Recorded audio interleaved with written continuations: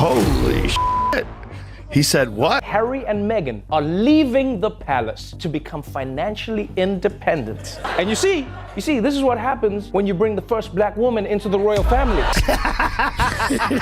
Yeah, she looked at Harry and she's like, nigga, you need to get a job. You a grown-ass man. You can't still be living in your mama's house, Harry. Have you ever seen that video? No. Pull that video up, because it's one of my favorite. No more following Granny's rules. Don't wear your pants on your head, Harry. Don't bath on the butler, Harry. If I want to play polo in my living room, who's gonna stop me?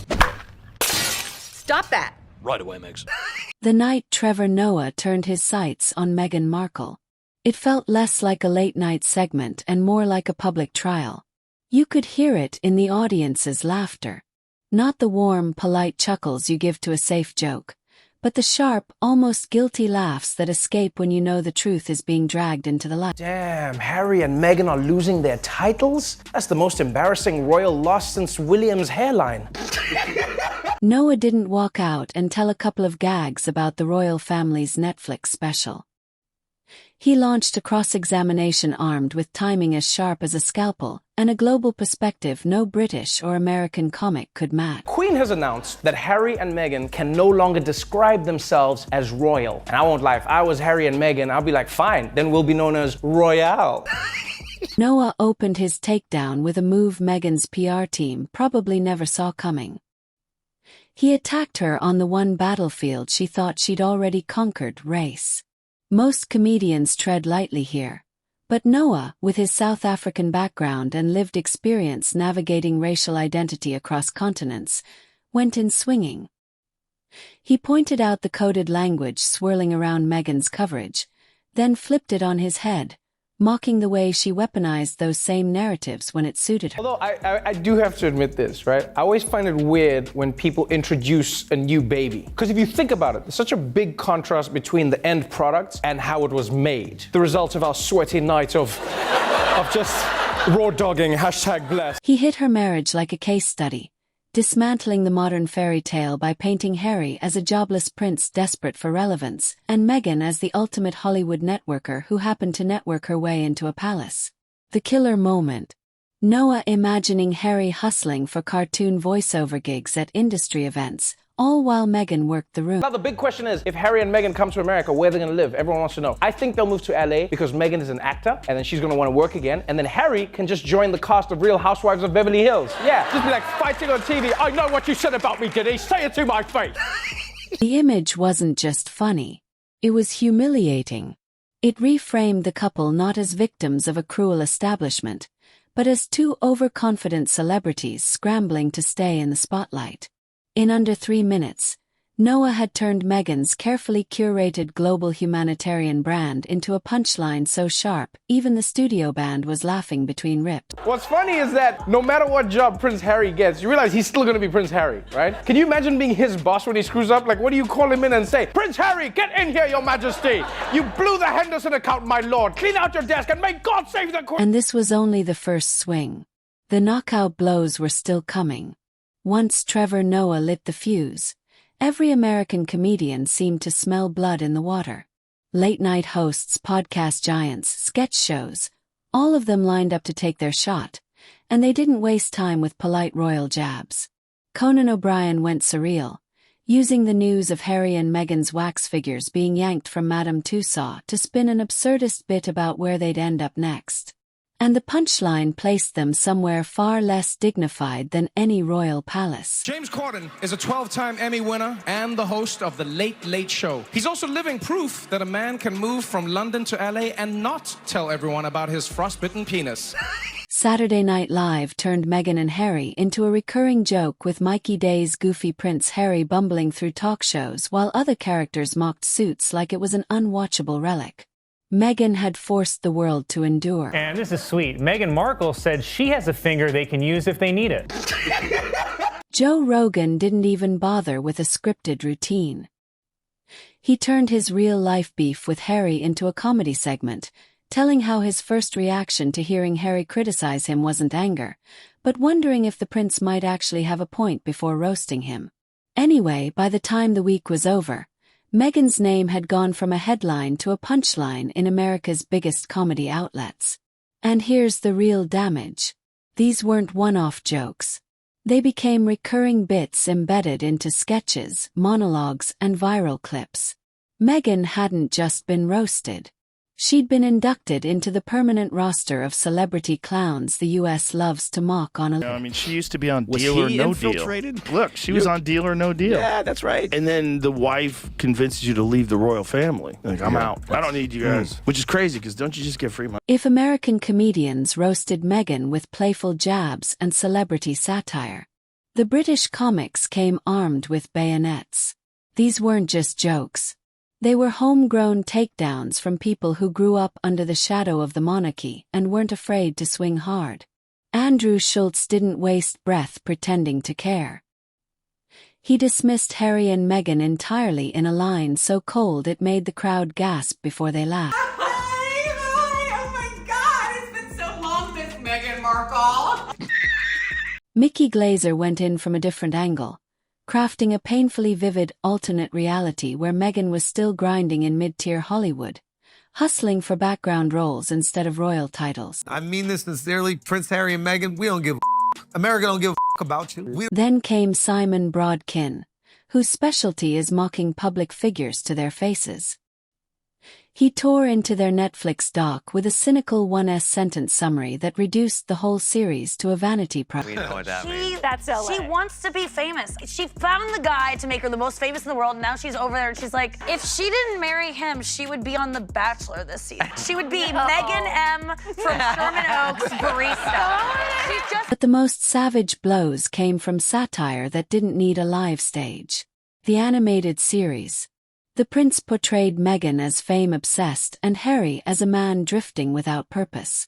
Their royal exit reframed as a calculated career move. I watched the Harry and Meghan Netflix documentary. Before I watched it, I was not a fan of theirs. I fucking hate them. In the UK, this wasn't treated as a tragic love story gone wrong.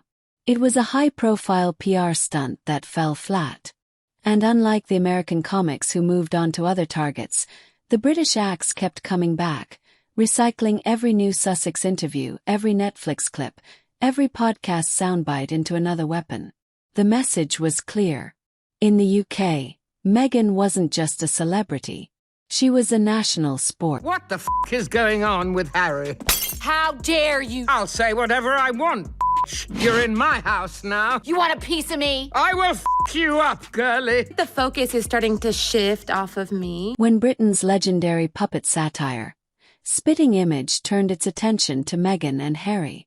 It wasn't just another roast. It was character assassination with felt and foam. The Meghan puppet was drawn with exaggerated glamour and an ever-present smirk, constantly scheming for her next publicity hit. While Harry's puppet was a clueless man-child so pampered. Careful, Harry. I spilled some essential oils on the floor. He needed his butler to hand him a TV remote. In one skit, the pair plotted new career ventures that sounded more like late-night infomercial scams than royal projects, mocking the Netflix deal, as if it was nothing more than a quick cash grab. Even Meghan's wellness image wasn't safe. It's the husband formerly known as Prince. Any luck getting a job?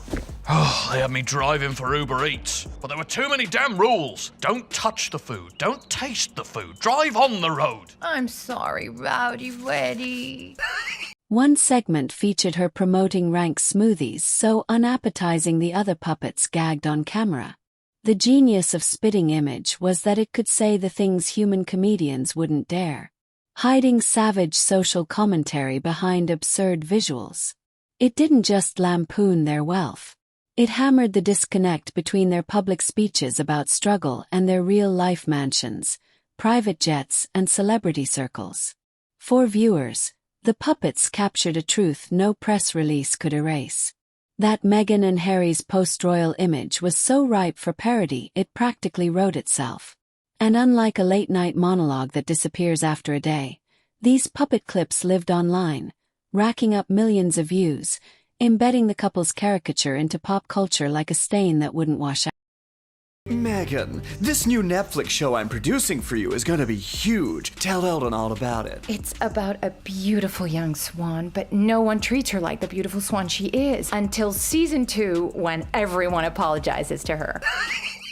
If the British comedy scene had been ruthless up to this point, Jimmy Carr's joke was the point where the tone shifted from playful savagery to full-on controversy. Known for pushing boundaries, Carr walked onto that stage with a kind of confidence that says he knows exactly how far he's about to go, and he's going anyway. The setup was quick. The kind of sharp, efficient delivery that left no room for Meghan or Harry to hide in nuance. But the punchline, it landed with the force of a scandal.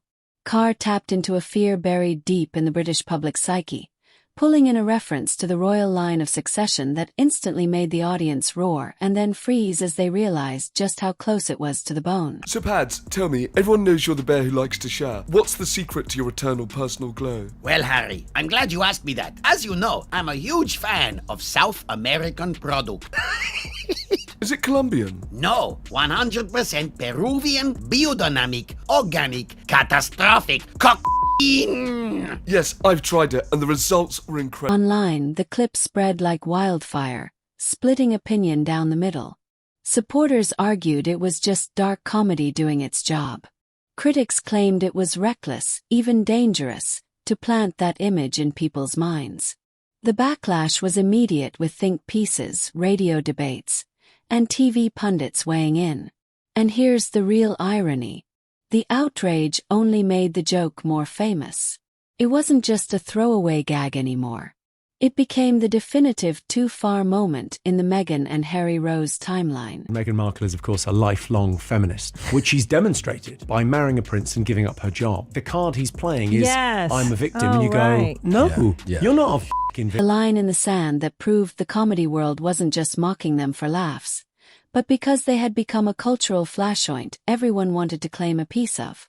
By the time the professional comedians had finished, the internet didn't just join the pile-on, it completely hijacked it. TikTok, YouTube, and Twitter became 24/7 roast arenas where clips of Meghan and Harry were chopped, remixed, and repurposed into brutal bite-sized parodies. I said H was accepted. H has been, and H called me. In with H, and H was out, and with H. Spark was a single awkward moment from Meghan's Netflix series where she corrected actress Mindy Kaling on her name. A blink and you miss it exchange that creators slowed down, replayed, and captioned into oblivion. Suddenly, that one clip became a meme template for overcorrecting moments with Meghan's face pasted onto every scenario imaginable.